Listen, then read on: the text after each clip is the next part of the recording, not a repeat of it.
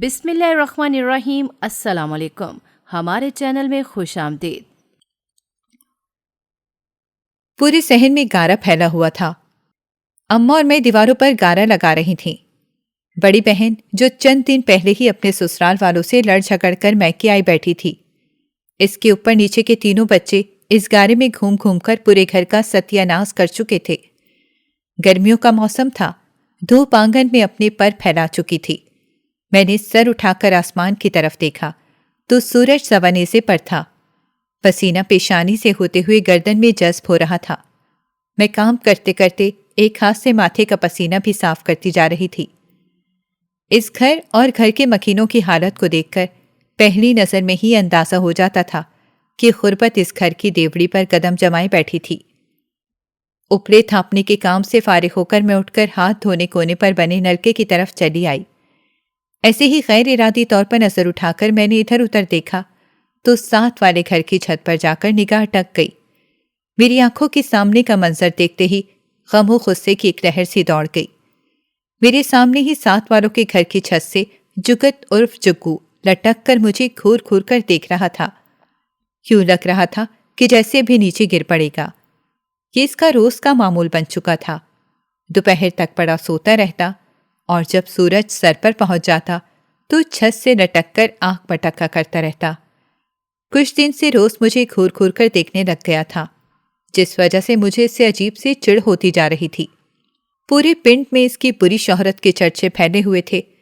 کنواری لڑکیاں اس کی نظروں سے دور بھاگتی نظر آتی تھیں، کیونکہ اس کی نظروں میں ایسی چبھن تھی کہ یوں لگتا تھا کہ جسم کے آر پار نگاہیں جا رہی ہیں۔ اب بھی میں نے اپنی اوڑھنی اپنے جسم کے گرد پھیلا لی اور غصے سے اسے گھورتے ہوئے اندر کمرے میں آ گئی۔ کچا پکا سا مکان بنا ہوا تھا ہمارا، اور ایک طرف نام کا غسل خانہ موجود تھا۔ اماں کچن میں کام کرنے لگ گئی تھیں۔ میں بھی منہ ہاتھ دھو کر سہیلی سے ملنے چلی گئی۔ جاتے جاتے اماں کو پکار لگائی کہ میں روبینہ کے گھر جا رہی ہوں، کچھ دیر میں واپس آ جاؤں گی۔ میں اور روبینہ گاؤں کی ایک عورت سے سلائی کڑھائی کا کام سیکھتے تھے۔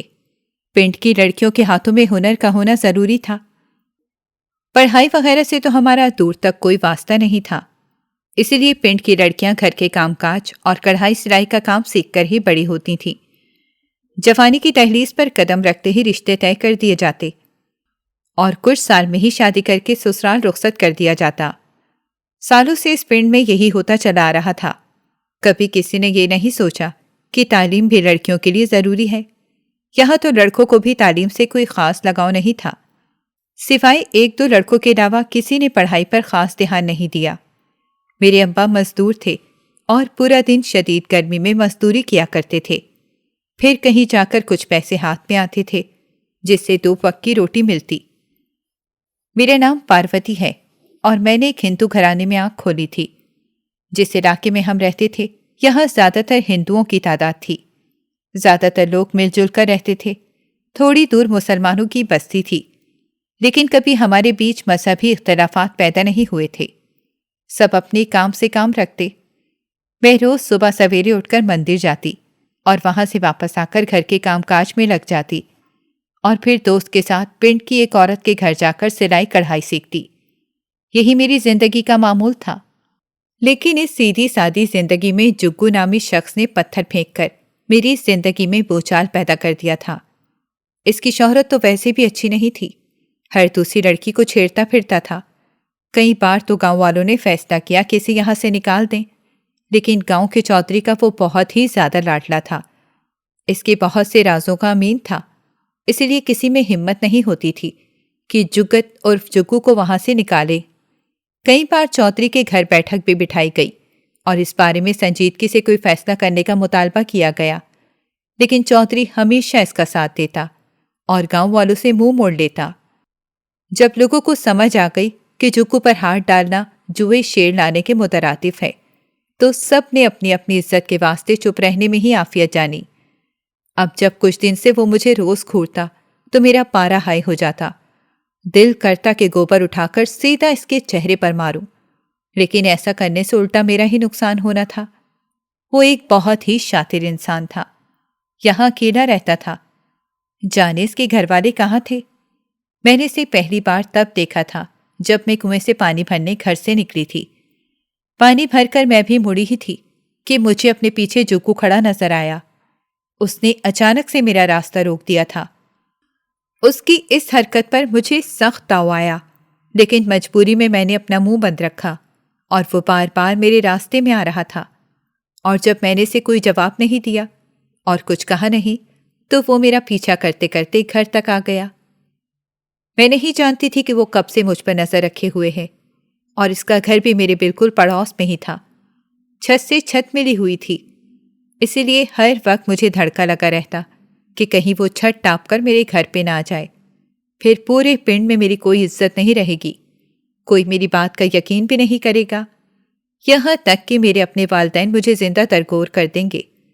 زمانہ بے شک جتنا بھی بدل جائے، بات جب کردار پر آتی ہے تو چاہے لڑکا ہو یا لڑکی، ہمارا معاشرہ کسی کی نہیں سنتا اور خود سے ہی ساری سزائیں طے کر دیتا ہے، صفائی کا موقع بھی نہیں دیتا، اسی لیے ہر قدم بہت ہی پھونک پھونک کر رکھنا پڑتا ہے۔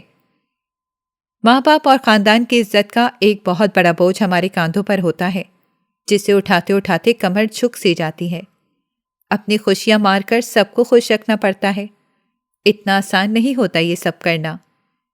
ابھی پچھلے ہفتے ہی میری پھوپھی اماں کے کان میں بات ڈال گئی تھی کہ اپنی پاروتی تو میرے ہی گھر کی دلہن بنے گی، اور اماں ابا نے اس بات کو دل سے لگا کر رکھ لیا تھا۔ ابھی بات طے نہیں ہوئی تھی، لیکن امکان یہی تھے۔ میرے دل میں فی الحال کوئی کوپل نہیں پھولی تھی، اسی لیے میں بے فکر تھی اور سارا معاملہ اماں ابا پر چھوڑ رکھا تھا۔ جگو مسلسل میرا پیچھا کرتا اور کنویں پر روز میرا انتظار کرتا۔ جب بھی میں پانی بھرنے جاتی، مجھ سے بدتمیزی کی کوشش کرتا۔ ایک دن تنگ آ کر میں نے ایک بچے کے ہاتھ اسے پیغام بھجوایا کہ میں کنویں پر ملنا چاہتی ہوں۔ سلائی کی کلاس سے فارغ ہو کر جب میں اور روبینہ واپسی کے لیے نکلے تو واپسی پر میں نے روبینہ سے کہا کہ تم اپنے گھر جاؤ، میں بس کچھ دیر میں واپس آتی ہوں۔ روبینہ مجھ سے کہنے لگی، کہاں جا رہی ہو؟ رات ہونے والی ہے، تمہاری اماں مجھ سے پوچھیں گی تو میں انہیں کیا جواب دوں گی؟ میں چند پل اسے چپ چاپ دیکھتی رہی اور پھر کچھ سوچ کر میں نے کہا، تم جاؤ، میں اماں سے خود بات کر لوں گی۔ اگر انہوں نے کچھ پوچھا بھی تو کہہ دینا کہ وہ ابھی تک سلائی سیکھ رہی ہے، آج اس کا کام زیادہ تھا۔ روبینہ میری سفید جھوٹ پر منہ کھولے مجھے دیکھ رہی تھی، کیونکہ آج سے پہلے تو میں کبھی جھوٹ نہیں بولتی تھی اور اپنی اماں سے کوئی بات نہیں چھپاتی تھی، لیکن میں اسے کیسے بتا سکتی تھی کہ میں جگو کی وجہ سے پریشان ہوں، اور آج میں اس سے ہر حال میں بات کر کے اس مسئلے کو حل کرنا چاہتی تھی۔ میں تنگ آ گئی تھی کیونکہ وہ ہر وقت میرا پیچھا کرتا رہتا تھا۔ روبینہ بنا کچھ کہے وہاں سے چلی گئی اور میں کنویں کی طرف جانے والے راستے میں مڑ گئی۔ میں جانتی تھی کہ وہ آج بھی روز کی طرح وہیں کھڑا ہوگا۔ میں نے سر پر چادر اوڑھ رکھی تھی اور اسی چادر کے پلو سے چہرہ ڈھانک رکھا تھا۔ میں احتیاط سے ادھر ادھر دیکھتی تیز تیز قدموں سے کنویں کی طرف جا رہی تھی۔ ڈر بھی لگ رہا تھا کہ آس پاس کوئی جاننے والا نہ مل جائے، ورنہ اتنی شام کو یوں کنویں کی طرف جاتے دیکھ کر حیرت کا شکار ہو جائے گا اور اماں کو جا کر سب کچھ بتا دے گا، اور اگر اماں نے مجھ سے سوال کیا تو ان کی آنکھوں میں دیکھ کر مجھ سے جھوٹ تو کبھی بولا بھی نہیں جاتا تھا۔ میں یہ سب کیسے کرتی؟ اسی لیے میں نے سوچا کہ جلد سے جلد اس کام کو نپٹا دوں۔ ہر طرف اندھیرا پھیلنے لگ گیا تھا، سرمئی شام چاروں طرف اتر آئی تھی، سورج بالکل ڈوبنے کو تھا۔ یہ منظر بہت ہی خوبصورت لگتا تھا، لیکن اس وقت میری توجہ اس منظر پر نہیں بلکہ آنے والی مصیبت پر تھی۔ مجھے علم نہیں تھا کہ میں جگو سے کیا بات کروں گی اور اسے کیسے ان سب حرکتوں سے باز رہنے کو کہوں گی، کیونکہ اس کے سامنے کھڑے ہو کر میری رہی سہی ہمت بھی ختم ہو جاتی تھی۔ جب میں کنویں کے پاس پہنچی تو دیکھا کنویں کی منڈیر پر بیٹھا وہ اپنے پیلے دانت نکالے مجھے دیکھ کر مسکرا رہا تھا۔ اس کی مسکراہٹ دیکھ کر مجھے شدید تاؤ چڑھا۔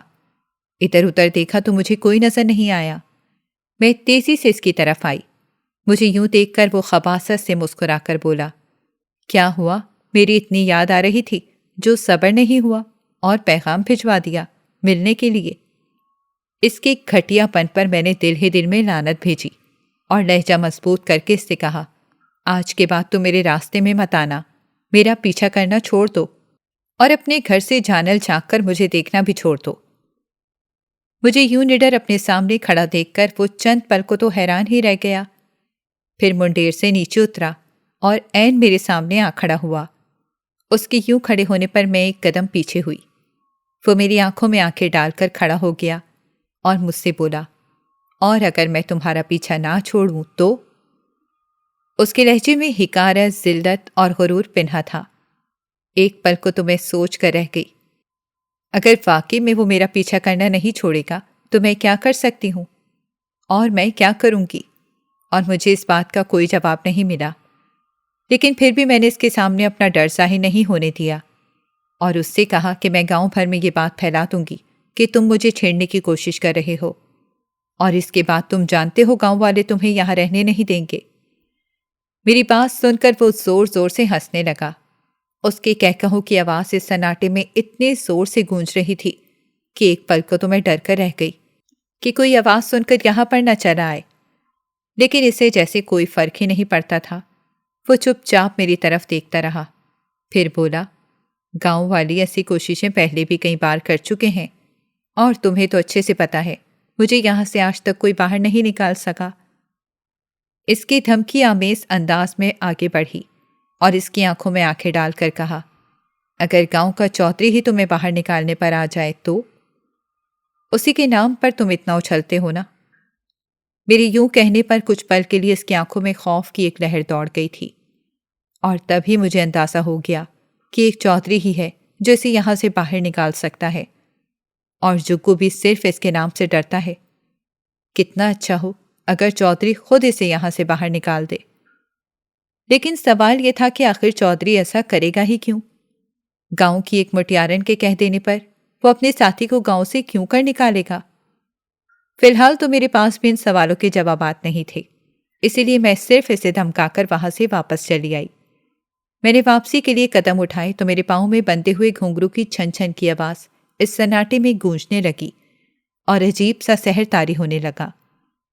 मैंने मुड़कर देखा तो जुगनू वहां से दूसरे रास्ते की तरफ जा रहा था। तभी मुझे महसूस हुआ कि वहां पर कोई और भी मौजूद है, कोई ऐसा जो ना जाने कब से मौजूद हमारी बातों को सुन रहा था। न जाने हमारे बीच होने वाली गुफ्तगू का कौन सा हिस्सा इसने सुना था और कौन सा नहीं। मेरा दिल बहुत ही तेजी से धड़कने लगा। अगर वहां पर मौजूद कोई इंसान ऐसा हुआ जो मुझे और मेरे घर वालों को जानता हो तो फिर क्या होगा? ये सोच ही सुहान रू थी। मैं चादर का पल्लू चेहरे पर टिकाए तेज तेज कदम से घर की तरफ चल रही थी। रास्ते में रात का अंधेरा फैलना शुरू हो गया था। मेरा दिल बहुत ही तेजी से धड़क रहा था। मैं जैसे ही घर के दरवाजे पर पहुंची तो जोर जोर से दस्तक देना शुरू कर दी। मेरी यूं बिना हाथ रोके दस्तक देने पर अंदर से अम्मा झंझनाती हुई आई और बोली, क्या मुसीबत आ गई है जो इतनी जोर जोर से दरवाज़ा बजा रही है? अम्मा ने जूं ही दरवाज़ा खोला, मैं आंधी तूफान की तरह अंदर दाखिल हुई। बिना इधर उधर देखे सीधा अपने कमरे में गई और चादर उतार कर बिस्तर पर बैठ गई।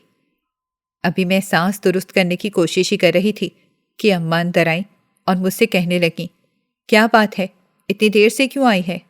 और तू कहाँ घूम रही थी? जल्दी बता मुझे। तेरा अब्बा और तेरा भाई आने वाला है। अगर वो तुझे इतनी देर से आता देख लेते तो तेरी खाल उतार देते।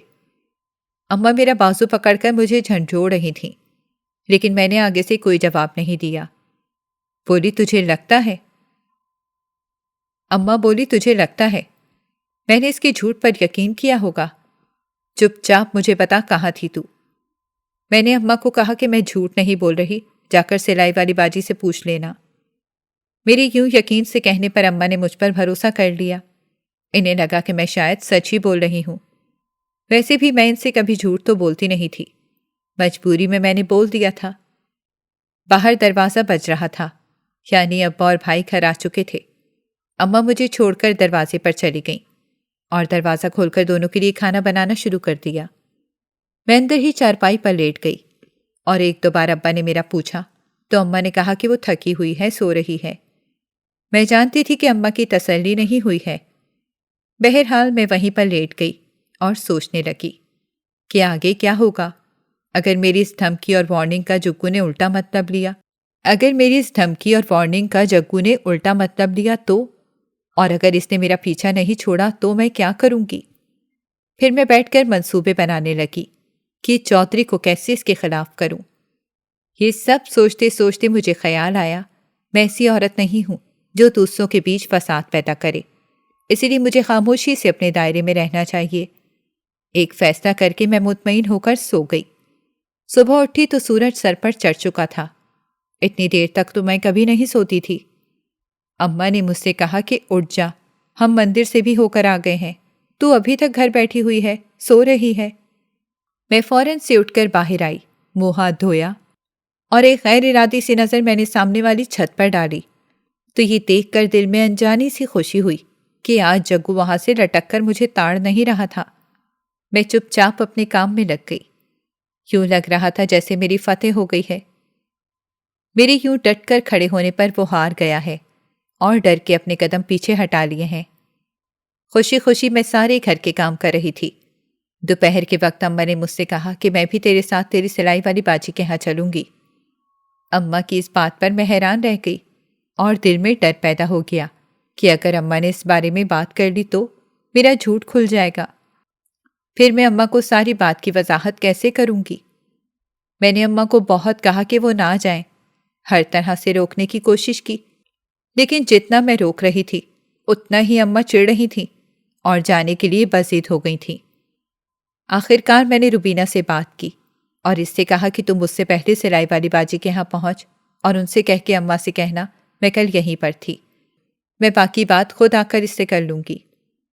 سلائی والی لالچی عورت تھی، 2 پیسوں پر منہ بند کر لیتی تھی۔ روبینہ میری بات مان کر وہاں چلی گئی اور جب میں اماں کے ساتھ وہاں پہنچی تو میرا دل بہت تیزی سے دھڑک رہا تھا۔ پتہ نہیں سلائی والی باجی اماں سے جھوٹ بولنے پر راضی ہوئی تھی یا نہیں، لیکن بہرحال وقت شاید میرا ساتھ دے رہا تھا۔ اماں نے جب اس سے کل کے بارے میں پوچھا تو اس نے کہا کہ ہاں یہ یہیں پر رک گئی تھی۔ یہ کہتے ہوئے اس نے چور نظر مجھ پر ڈالی۔ میں نے دل ہی دل میں اس کا شکریہ ادا کیا۔ اماں کے وہاں سے چلے جانے کے بعد میں نے چند روپے اس کے ہاتھ پر رکھ دیے۔ میں جانتی تھی کہ اب وہ اپنا منہ کبھی نہیں کھولے گی، اور پھر یوں ہی ہوا۔ اس نے کبھی اپنے منہ سے اس بات کا ذکر نہیں کیا۔ کچھ دن بعد پھوپھی ہمارے گھر آئیں اور اماں سے کہنے لگیں کہ میں نے تیرے کان میں تیری بیٹی کے لیے بات ڈالی تھی، لیکن میرا بیٹا راضی نہیں ہے، میں تجھ سے معذرت چاہتی ہوں۔ اماں کا جی تو خراب ہوا، لیکن اس نے کہا کہ کوئی بات نہیں، ویسے بھی کون سا بات طے ہوئی تھی، یوں زبردستی اگر شادی کر بھی دیں تو بعد میں مسئلے پیدا ہوتے ہیں۔ مجھے بھی یہ بات پتہ چل گئی تھی اور میں نے اس بات کو لے کر اپنے دل میں کوئی وہم نہیں پالا، کیونکہ اس رشتے کی بات جب شروع ہوئی تھی تب بھی میرے دل میں کوئی جذبات نہیں تھے، اور اب جب ختم ہو رہی تھی تب بھی کچھ محسوس نہیں کر پا رہی تھی۔ ایک بات تھی، اس دن کے بعد سے مجھے جگو نظر نہیں آیا تھا۔ میں تو یہ سمجھ رہی تھی کہ میری دھمکی کی وجہ سے وہاں سے چلا گیا، لیکن پیچھے تو اصل کہانی کچھ اور ہی تھی، اور یہ مجھے اس وقت پتہ چلی جب میں کنویں کی منڈیر پر بیٹھی جامن کے پیڑ سے جامن توڑ توڑ کر کھا رہی تھی۔ شام ہونے والی تھی۔ میں نے سوچا کچھ دیر میں یہاں سے اٹھ کر گھر کی طرف چلوں گی، تبھی مجھے وہاں پر کسی کی موجودگی کا احساس ہوا۔ میں نے ادھر ادھر نگاہ دوڑائی تو دیکھا درخت کے نیچے چودھری کھڑا نظر آیا۔ نہ جانے وہ کب سے مجھے دیکھ رہا تھا۔ میں یوں اسے اچانک دیکھ کر گھبرا گئی اور فوراً سے منڈیر سے نیچے چھلانگ لگائی۔ جلدی میں میرا پاؤں رپٹ گیا اور میں سیدھی نہیں ہو پائی۔ مجھے یوں زخمی دیکھ کر چودھری بھاگتا ہوا میرے پاس آیا اور میرے ہاتھ پکڑ کر اس نے مجھے منڈیر پر بٹھایا اور میرا پاؤں دیکھنے لگا۔ یہ سب اتنا اچانک ہوا تھا کہ میں حیران رہ گئی اور کچھ کہہ بھی نہیں پائی۔ اس نے مجھ سے کہا کہ دیہان سے نہیں چل سکتی کیا؟ میں نے کہا آپ یہاں کیا کر رہے ہیں؟ وہ چند پل میری طرف دیکھتا رہا اور پھر بولا، میں نے اس دن تمہاری اور جگو کی ساری باتیں سن لی تھیں۔ تم پریشان مت ہونا، اب وہ تمہیں بالکل تنگ نہیں کرے گا۔ اسے اس گاؤں سے میں نے نکال دیا ہے۔ نکال تو بہت پہلے دینا چاہیے تھا، لیکن اس کے باپ کی وجہ سے میں لحاظ کر جاتا تھا۔ اس کے باپ نے ہمارے لیے بہت عرصہ کام کیا ہے اور گاؤں والے سمجھتے تھے کہ میں جان بوجھ کر اسے یہاں رکھے ہوئے ہوں۔ مجھے یاد آیا کہ جس دن میں جگو سے باتیں کر رہی تھی مجھے محسوس ہوا تھا کہ وہاں کوئی موجود تھا، تو کیا وہ چودھری تھا؟ میں دل ہی دل میں اس کی مشکور ہوئی اور ہلکے پھلکے دل کے ساتھ گھر واپس چلی گئی۔ اس دن کے بعد سے مجھے جگو سے ڈرنے کی کوئی ضرورت محسوس نہیں ہوئی، لیکن چودھری میری زندگی میں بالکل خاموشی سے داخل ہو گیا۔ میں روز کنویں کی منڈیر پر اس سے ملتی۔ ہمارے بیچ کبھی بھی اظہار محبت نہیں ہوا تھا، لیکن ہمارے دل شاید ایک دوسرے کے لیے دھڑکنا شروع ہو گئے تھے۔ ایک دن چودھری نے مجھ سے ببانگ دہل کہا کہ وہ مجھے اپنانا چاہتا ہے۔ چودھری کی بات سن کر میں ایک دم سے پریشان ہو گئی۔ میں نے اس سے کہا کہ آپ اس پنڈ کے چودھری ہو اور میں عام سی مٹھیارن، میرا اور آپ کا بھلا کیا جوڑ؟ تو چودھری نے میرے سامنے جھک کر کہا، تو عام نہیں ہے، میری نظروں میں تو بہت خاص ہے، اور رہی بات ہمارے جوڑ کی تو اس بات کی پرواہ کرنا تو چھوڑ دے۔ بے شک میں چودھری ہوں، لیکن تجھے حویلی ہی جچتی ہے۔ میں چاہتا ہوں تو سر اٹھا کر اس حویلی کے اندر اس کی مالکن بن کر آ۔ اس کی ایسی عجیب و غریب فرمائش پر میں الٹے قدموں وہاں سے بھاگ گئی۔ دل ایسے تیزی سے دھڑک رہا تھا، یوں لگتا تھا جیسے ابھی باہر نکل آئے گا۔ میں بھاگتی جا رہی تھی اور یوں لگ رہا تھا جیسے پورا پنڈ مجھے دیکھ رہا ہے۔ سب کی نظریں میری طرف ہیں، جیسے سب کو میرے دل کا راز پتہ چل گیا ہے۔ بھاگتی بھاگتی میں گھر پہنچی تو اماں مجھے یوں حواس باختہ دیکھ کر پریشان ہو گئی اور مجھ سے پوچھنے لگی، کیا ہوا ہے؟ میں نے انہیں کوئی جواب نہیں دیا۔ میں تو اپنے بے قابو دل کو ہی سنبھال نہیں پا رہی تھی، تو اماں کو کیا جواب دیتی؟ اگلے کئی دن میں گھر سے باہر ہی نہیں نکلی۔ اماں نے لاکھ مجھ سے پوچھا کہ پورے پنڈ کے چکر لگانے والی لڑکی ایسے گھر میں کیوں بیٹھی ہے؟ وہ حیران ہو رہی تھیں۔ سب کا حیران ہونا بنتا ہی تھا، کیونکہ یہ میرا معمول تھا۔ میں روزانہ پورے پنڈ کا چکر لگاتی تھی، ہر کسی سے الگ سلگ تھی، سب مجھے جانتے تھے، اور اب میں یوں چپ چاپ ایک کمرے میں بند ہو کر رہ گئی تھی تو سب کا سوال کرنا تو بنتا ہی تھا۔ روبینہ کئی بار آ کر میرا پوچھ گئی تھی، لیکن میں نے اپنے دل کی بات اسے بھی نہیں بتائی۔ یوں لگتا تھا جیسے ہر کونے سے، ہر در سے چودھری کی نگاہیں مجھے دیکھ رہی ہیں، اور اس نامعلوم سے احساس کے آتے ہی میں خود میں سمٹ سی جاتی تھی۔ پھر ہمت کر کے ایک دن میں باہر نکلی، کنویں کی طرف گئی اور پانی بھرنے لگی۔ تبھی لگا کہ کوئی مجھے گھور رہا ہے۔ میں نے مڑ کر دیکھا تو وہ چودھری تھا۔ میں ہلکی سی شرمیلی سی مسکان چہرے پر سجائے، سر جھکائے وہاں سے نکل آئی۔ پیچھے سے چودھری کا ایک کہکا گونجا تھا، جس کی باز گشت مجھے کئی دنوں تک اپنے کانوں میں سنائی دیتی رہی تھی۔ میں نے محبت کی ایک اندیکھی راہوں پر قدم رکھ دیا تھا، اور دل تھا کہ نئے خواب بنتے ہی جا رہا تھا۔ میں بیٹھے بیٹھے مسکرانے سے لگ جاتی۔ ایک دن اماں نے مجھ سے کہا کہ کیا بات ہے، تو جھلی ہو گئی ہے؟ کہ یوں اکیلے بیٹھے بیٹھے کیوں مسکرا رہی ہے؟ کوئی جن وغیرہ تو نہیں چڑھ گیا تیرے اوپر؟ اماں کی بات پر بس میں مسکرا کر رہ جاتی اور کوئی جواب نہ دیتی تھی۔ میرے پاؤں زمین پر ٹکتے ہی نہیں تھے۔ پورا پنڈ مجھے رشک سے دیکھتا اور سوچتا کہ نہ جانے ایسا کون سا خزانہ میرے ہاتھ لگ گیا ہے کہ میں اپنے آپے میں ہی نہیں رہی ہوں۔ میں ان سب کو کیا بتاتی؟ ایک دن چھپ چھپاتے میں نے روبینہ کو سب بتا دیا۔ ساری رودات سن کر اس کی تو آنکھیں پھٹی کی پھٹی رہ گئیں۔ اسے یقین ہی نہیں آیا، لیکن جب اس نے اپنی آنکھوں سے دیکھا تو اسے یقین کرنا ہی پڑا۔ یہ راز میں نے اسے کہا اپنے دل میں دفن کر دے، اپنی زبان پر مت لانا، ورنہ انجام سے تو واقف ہے کہ عشق معاشقے کی ہماری پنڈ کی لڑکیوں کو کوئی اجازت نہیں تھی۔ دن یوں ہی گزرتے رہے، ہر گزرتے دن کے ساتھ محبت پہلے سے زیادہ گہری ہوتی گئی۔ چودھری نے ایک دن مجھ سے کہا کہ میں کچھ دن میں اپنی چاچی کو تیرے ہاں رشتے کے لیے بھیجوں گا۔ یہ بات سن کر تو میں اور زیادہ خوش ہو گئی۔ انہی دنوں جب میں خوشی سے جھوم رہی تھی، میری زندگی میں خزاں کا موسم آ گیا۔ میری ساری خوشیاں اس وقت مرجھا سی گئیں جب مجھے پتہ چلا کہ ابا کی ایک بلڈنگ کی تعمیر میں مزدوری کام کرتے ہوئے چوتھی منزل سے نیچے گر گئے ہیں۔ ہم بھاگتے بھاگتے پنڈ میں بنے چھوٹے سے ہسپتال میں پہنچے، جہاں پر ایک وارڈ میں ابا کو رکھا گیا تھا۔ ابا کی حالت کافی خراب ہو رہی تھی اور ان کی ٹانگ ٹوٹ گئی تھی۔ ابا کی حالت دیکھ کر میری آنکھوں سے آنسو جاری ہو گئے۔ ڈاکٹرز کا کہنا تھا کہ اب وہ ساری عمر اپنے قدموں پر نہیں چل پائیں گے۔ ان کی معذوری نے گھر بھر میں مایوسی پھیلا دی۔ کئی دن تک ابا کو ہسپتال میں ہی رکھا گیا۔ اس دوران چودھری نے ہماری مالی مدد کی۔ لیکن ابا پھر بھی اپنے قدموں پر کھڑے نہیں ہو پائے۔ اب میں نے پورے پنڈ میں گھومنا چھوڑ دیا تھا، گھر سے باہر قدم نہیں نکالتی تھی۔ کئی ہفتے ہو گئے تھے میں گھر سے باہر نہیں نکلی تھی۔ کئی بار تو چودھری مجھے سندیسے بھیج چکا تھا کہ کنویں کنارے آ کر مجھ سے مل لے۔ وہ شاید میرا درد بانٹنا چاہتا تھا، لیکن مجھ میں ہمت ہی نہیں تھی کہ کچھ سمجھ ہی نہیں آ رہا تھا۔ میں یوں ہمت چھوڑے بیٹھی تھی کہ اماں کئی بار مجھے جھنجھوڑتی اور مجھ سے کہتی کہ اپنے حواسوں میں واپس آ جا، یہ زندگی ہے، کوئی حادثہ ہو جانے سے رک نہیں جاتی، ہمیں ہمت کرنی پڑے گی۔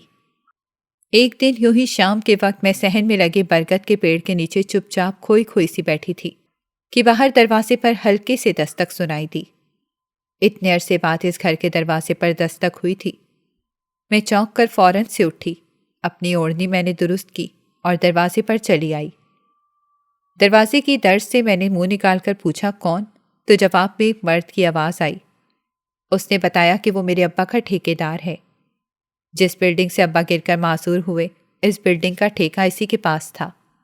میں نے فوراً سے دروازہ کھولا اور چہرے پر چادر گرا دی۔ ٹھیکیدار نے ایک نظر مجھے دیکھا اور پھر کہنے لگا، میں اندر آ جاؤں؟ میں نے کہا جی جی، آپ اندر آئیں۔ اماں کو جا کر فوراً بتایا۔ اماں اسی لیے ابا کے کمرے میں چلی آئیں اور مجھ سے کہا کہ جا کے چائے بنا کر لے آ۔ میں حکم کی تعمیل کرتے رسوئی میں چلی گئی اور جا کر چائے بنانے لگی۔ کچھ دیر میں چائے تیار ہوئی تو میں اندر لے گئی۔ اندر جاتے ہوئے ہمیشہ کی طرح میں نے اپنے چہرے پر چادر کی ہوئی تھی۔ یہ ہمارے پنڈ کا رواج تھا کہ کنواری لڑکیاں پنڈ کے باہر کے مردوں کے سامنے اپنا چہرہ نہیں دکھاتی تھیں۔ لیکن نہ جانے کیسے چائے رکھتے ہوئے ایک دم سے میرے ہاتھ سے چادر کا پلو چھوٹ گیا اور چادر میرے چہرے سے ہٹ گئی۔ اسی لمحے میں ٹھیکیدار نے میرے چہرے پر نگاہ دوڑائی اور پھر وہ نگاہ ہٹ نہیں پائی۔ میں نے اس کی نگاہ میں موجود ہوس اور تجسس بھانپ لیا تھا، اسی لیے فوراً سے وہاں سے الٹے قدموں واپس آ گئی۔ لیکن مجھے نہیں پتا تھا کہ اس ایک نگاہ کے بعد وہ شخص میرا پیچھا کبھی نہیں چھوڑے گا۔ اب وہ ہر دوسرے تیسرے دن ابا کی عیادت کرنے کے بہانے ہمارے گھر چلا آتا، اکثر ساتھ میں فروٹس وغیرہ لے کر آتا اور کبھی اماں کو بھاری رقم بھی دیتا۔ میں اماں سے کہتی کہ اس شخص کو بولے ہمارے گھر نہ آئے، مجھے اس کی نظریں ٹھیک نہیں لگتی۔ لیکن اماں کا کہنا تھا کہ وہ ہماری مدد کرنا چاہتا ہے۔ تم تو خواہ میں ہی اس پر شک کر رہی ہو، اپنے دماغ سے اس خناس کو نکال دو۔ ایک دن ٹھیکیدار آیا اور سیدھا اس نے میرے ہاتھوں پر پیسے رکھ دیے۔